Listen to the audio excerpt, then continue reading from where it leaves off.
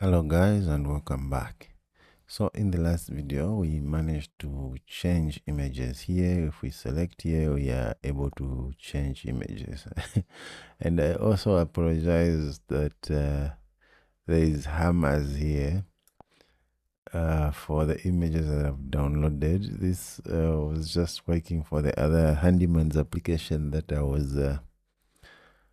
I needed things like tools. Okay, so it seems strange that there is two images of hammers, which is strange. Okay, so anyway, that's the case. I was working on another application for tools. Okay, that's why you can see that there's just two hammers in my gallery. Okay, yeah, so we can change images.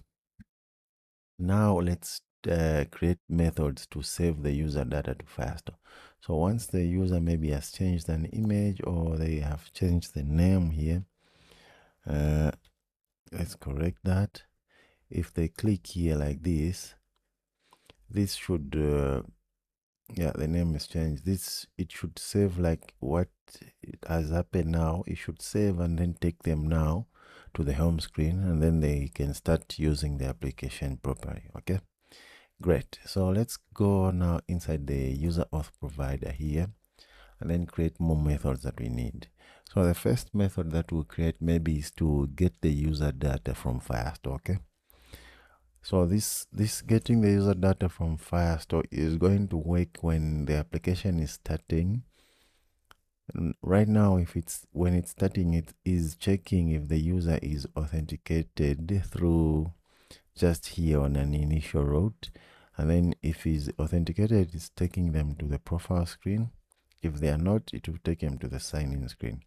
Later on, they will advance this. What it will be doing, if the user is authenticated, it's going to be getting his data from Firestore. Instead of taking them to the sign-in screen to change all of this, it's going to be automatically taking them to the home screen so that they can use the application. Okay, because they have already done this when they were signing in for the first time. Okay, so let's create that method to get the user data from Firestore. All right, so let's say get user data from Firestore. So this is also going to be a future method. Okay, so future. Okay, let's see what the assistant has done. It's saying final snapshot, user collection. We're going to get current user ID. Okay, yeah, and then get. So if snapshot.exist, yeah, that's good. We want to check if the snapshot exists. If snapshot.exists, we want to get the user data, snapshot.data as map string dynamic, and then final user model, we want to set it to this data that we're getting from the snapshot, and then finally we want to set the user model to the data which is coming. Okay, yeah, this is basically what I wanted to do. Looks like the assistant already knows. 2024, yeah, you see, that's great. We did not waste any time to create this method. Okay, great. The only thing is just to try it. If it will give us an error, then we'll do the old-fashioned way. Okay, so now this method is done. Let's move on. Let's create now another method now that we need to save the user data to Firestore. When they click on that edit button, we want to save the user data to Firestore. Or what we can do is, no, actually, that's it. We don't need to do anything. What I wanted to do to say is maybe we put the button here. When they click it, it's going to save the user data to Firestore. I think that's actually the best way. But anyways, for now, we are not doing that. Okay. So what we are doing is let's create the method to save the user data to Firestore. Okay, save user data to Firestore. Okay, now that I'm thinking about it while I'm typing, I think maybe later on we'll consider it. Instead of using this edit button, we'll create another button either here or down here so that once they press, we can run this save user data to Firestore, or we can run it once they save the name. Okay. All right, let's create this method, a future method, save user data. Let's say save user data to Firestore. All right, so this method is going to take a lot of things. So let's close it here, and then let's remove everything inside. Let's create it on our own. Okay. So here, what we want to require is going to be the user model. Okay. User model, let's call it current user model. And then let's require a function. So we want to require two functions, on success and then on error. Okay. So let's import that. It's a function. Yeah, I think what's wrong here? Am I writing it wrong? Function. Something is wrong up here.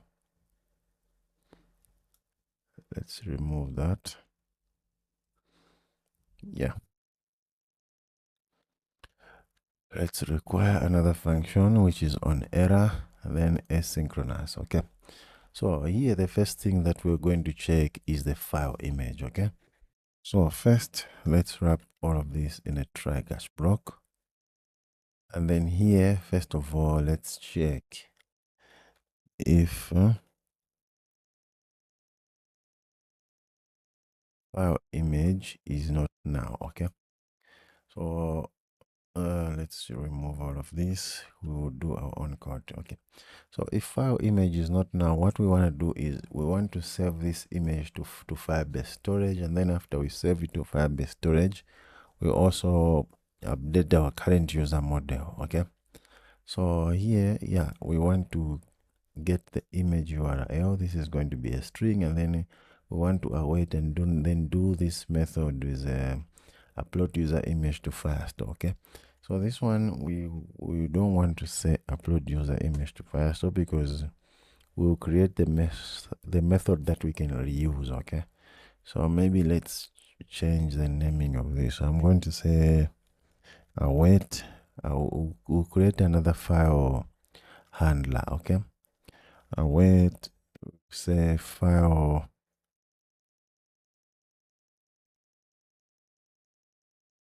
load handler. I'm gonna name it like that. Dot upload file. We're gonna say, let's just write a full description of what this method will do. Upload file and get URL. Okay, this is what we will do. So what we will pass here is the same file image, and then maybe here let's pass the reference. Okay, the reference. Now the reference is going to be where we're going to save this file that we are passing. So I'm going to create the reference that we will put here. So let's make a string interpolation like that, and then here let's have a constant dot. We have already created this images. Let's see what's in the constants here. We're going to save it in a profile images bucket. Okay, profile images bucket.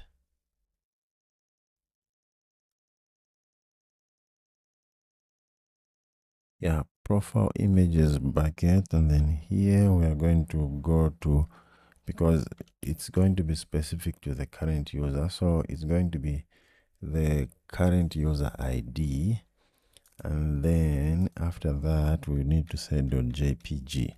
We want to save it as an image. Okay, so once we save this, we upload it to Firebase storage. we want to update now the current user model. Current user model dot image URL. We want to update it with this image that is coming. Okay. Now, after we do this, we also want to update this the user object image URL. Okay, for Firebase. Okay. So here, let's just be writing comment update the user. The user object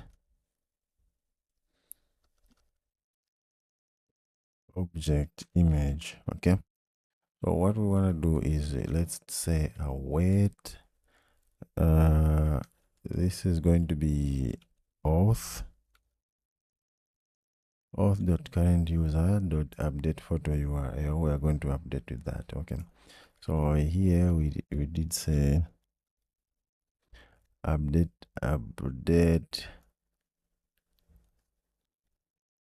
current user image. So yeah, and then we're gonna do that. Okay. So right after we do that, now outside of because this is inside here, after we do that, after this, where is that if statement? Yeah, after this, outside of this if statement. Okay, what we want to do is also to update now the current the time that we are saving this user. Okay, so this is going to be the current user model dot created at. We want to get datetime dot now milliseconds as epochs. Okay, we update that, and then what else do we need to update here? Now we need to update the local user model. So because this one is coming from this method, now we will set the one inside the provider, this user model. Okay, we will set it to this updated one. Okay, because this one inside the provider is the one that we are using throughout the application. Okay, so once we do that, so let me just put comments here. So set the created at update the